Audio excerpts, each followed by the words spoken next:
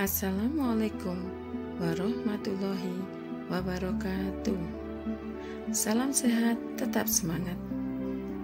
Anak-anakku kelas 9 yang saya banggakan, selamat berjumpa kembali dalam mata pelajaran Pendidikan Pancasila dan Kewarganegaraan. Sebelum mulai pelajaran, marilah kita berdoa terlebih dahulu agar apa yang kita pelajari hari ini dapat bermanfaat untuk kita semuanya. Berdoa disilahkan. Berdoa selesai. Anak-anakku, pada hari ini kita akan melanjutkan pembahasan kita tentang materi bab 4, yaitu tentang keberagaman masyarakat Indonesia dalam Bingkai Bhinneka Tunggal Ika.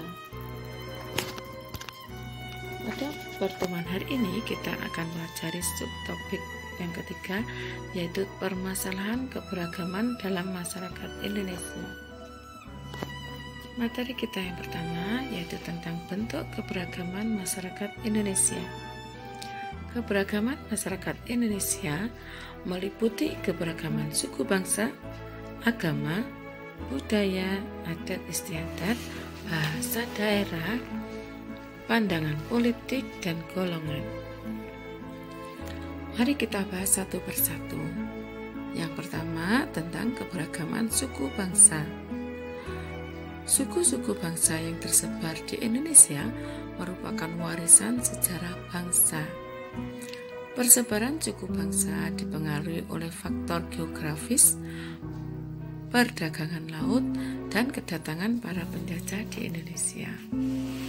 Persebaran yang luas menjadikan suku bangsa di Indonesia memiliki ciri dan karakter tersendiri yang berbeda antara satu suku bangsa yang satu dengan yang lainnya.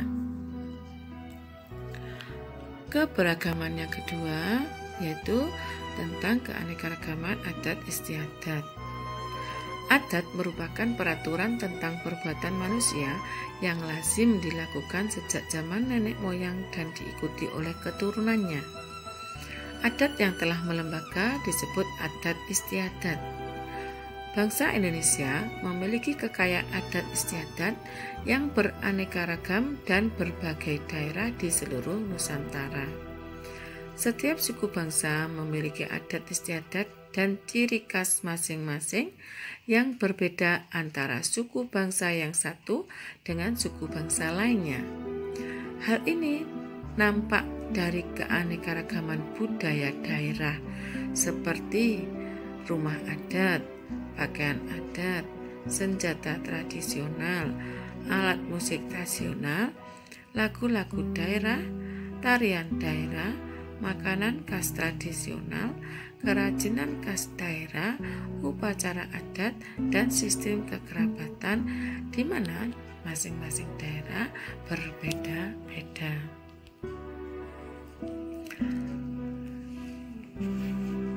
Anak-anakku, materi kita yang kedua yaitu tentang pengaruh keberagaman masyarakat Indonesia. Dampak positif yang ditimbulkan dari keberagaman masyarakat Indonesia ini diantaranya 1. Terciptanya integritas nasional. 2. Menjadi sarana untuk memajukan pergaulan antar suku, agama, budaya, dan golongan. Ketiga, dapat memperkaya khasanah budaya bangsa. Dampak negatif yang dapat ditimbulkan dari keberagaman masyarakat Indonesia diantaranya 1. Terjadinya konflik dalam masyarakat. 2. Munculnya sikap primordialisme, yaitu pandangan yang berpegang teguh pada hal-hal yang dibawa sejak kecil, baik mengenai tradisi, adat istiadat, kepercayaan, maupun segala sesuatu yang ada di lingkungan pertamanya. Ketiga, munculnya sikap etnosentrisme. Apa itu sikap etnosentrisme? Yaitu suatu pandangan yang menganggap bahwa suku bangsanya sendiri lebih unggul dibandingkan dengan suku yang lain. Keempat, fanatisme yang berlebihan, yaitu faham yang berpegang teguh secara berlebihan terhadap keyakinan sendiri sehingga menganggap salah terhadap keyakinan yang lainnya. Materi kita yang ketiga tentang permasalahan yang mungkin muncul dalam keberagaman masyarakat Indonesia. Yang pertama, bentuk konflik pada masyarakat Indonesia antara lain: 1. Konflik antar suku, yaitu pertentangan antara suku yang satu dengan suku yang lainnya.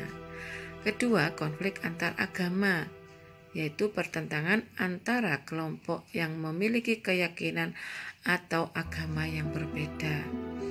Ketiga, konflik antar ras, yaitu pertentangan antara ras yang satu dengan ras yang lain.